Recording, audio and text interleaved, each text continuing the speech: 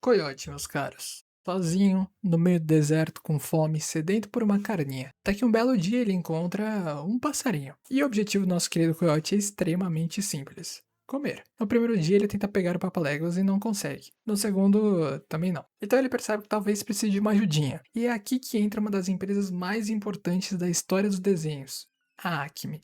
Armadilhas, catapultas, foguetes, explosivos, imãs gigantes. Com o passar do tempo, a tecnologia fica cada vez mais absurda e os planos cada vez mais elaborados. Décadas se passam, e o resultado? O coiote continua com fome. Então existem duas possibilidades aqui. Ou esse animal é o maior fracassado da história, ou existe alguma coisa muito errada acontecendo nesse deserto. Porque quanto mais você olha para essa perseguição, menos ela parece com uma caça, e mais ela se parece com um experimento. Bom, essa primeira parte da teoria nem é minha, mas vai servir para chegar onde eu quero. Há bastante tempo existe a ideia de que o Coyote não seria simplesmente um cliente fiel da Acme, de que na verdade ele seria uma cobaia. E convenhamos, se você precisasse de alguém disposto a descobrir até onde seus produtos conseguem chegar antes de explodirem, esse é o cara. O Coyote utiliza os produtos nas condições mais absurdas possíveis. São situações que provavelmente nenhum laboratório provaria.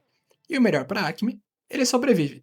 Isso explicaria perfeitamente o que a empresa tem a ganhar com essa relação: testes constantes e uma cobaia aparentemente indestrutível. Só que existe um problema. Essa teoria explica o porquê a Acme continua fornecendo produtos. Não explica o porquê o Coyote continua comprando. Pensa comigo. Esse cara compra um foguete e o foguete explode. Compra uma catapulta e a catapulta joga ele. Compra uma armadilha e a armadilha vai lá e pega ele. Em algum momento, qualquer ser minimamente racional chegaria à conclusão: talvez eu devesse só pedir um iFood. Mas não. Nosso guerreiro tá lá de novo todos os dias. Inicialmente eu achei que existia uma explicação perfeita para isso: B.F. Skinner.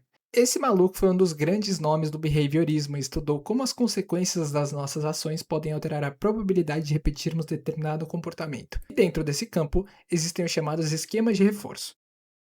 Foi complicado, eu sei, mas em termos simples, uma recompensa não precisa acontecer todas as vezes para que um comportamento continue. Ela pode acontecer de maneira intermitente. Você tenta uma vez e consegue, tenta outra vez e não consegue. Depois de algum tempo, consegue novamente. E justamente essa incerteza vai produzir comportamentos persistentes, o que parece perfeito para explicar o coiote, até perceber um pequeno problema. A recompensa precisa acontecer. Esse cidadão está perseguindo papaléguas há décadas e não ganhou uma única mordida. Então, se a Acme pretendia manter sua suposta cobaia motivada através da possibilidade de capturar o Papaléguas, ela fez um trabalho horroroso.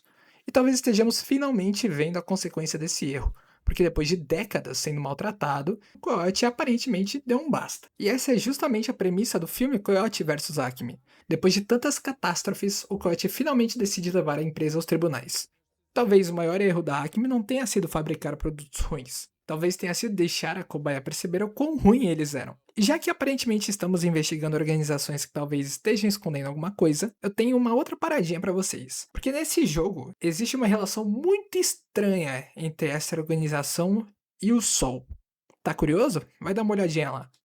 Voltando ao vídeo, temos um passarinho para investigar, porque ainda existe uma coisa que não resolvemos. Se a Acme realmente precisava manter sua cobaia testando, como ela poderia fazer isso? Fornecer os produtos é fácil. A empresa controla todos eles. O que ela não controla é aquilo que o coiote realmente quer: a recompensa. O Papaléguas precisa continuar por perto, alcançável o suficiente para continuar sendo perseguido, mas nunca alcançável o suficiente para ser capturado. O coiote precisa olhar para ele e pensar: dessa vez vai. Só que estamos assumindo uma coisa aqui, que a Acme não controla o Papaléguas. E se controlar? Durante todo esse tempo, nós estivemos tentando explicar o comportamento do coiote. Talvez estivéssemos observando o animal errado. Pense no comportamento mais básico de uma presa quando encontra um predador. Ele percebe o perigo e foge. O Papaléguas, ele frequentemente olha para o coiote, espera, e aí dispara. É aqui que precisamos observar coisas específicas. Ele provoca o coiote. Ele espera enquanto ele poderia simplesmente desaparecer. Interage com todas as armadilhas. E então surge uma pergunta estranha: o Papaléguas realmente quer escapar? O Papaléguas aparece, o coiote começa a perseguição e eventualmente precisa de alguma ferramenta. E quem convenientemente vende essa ferramenta? A Acme. O produto é utilizado nas condições mais absurdas possíveis, o plano dá errado e no dia seguinte o Papaléguas está lá novamente. Ele nunca foi a presa. Ele era a isca. Agora, existem diferentes maneiras de explicar isso. A versão mais simples é que a Acme apenas percebeu o comportamento do Papaléguas e tentou tirar vantagem dele. Uma possibilidade mais estranha seria a empresa ter condicionado ou treinado o animal para manter a perseguição funcionando.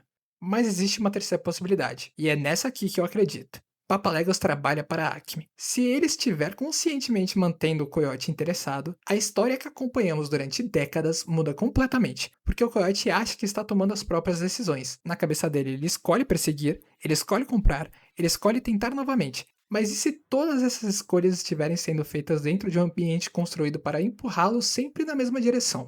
Então ele tem uma vida inteira manipulada sem nem perceber. A gente já viu isso aí.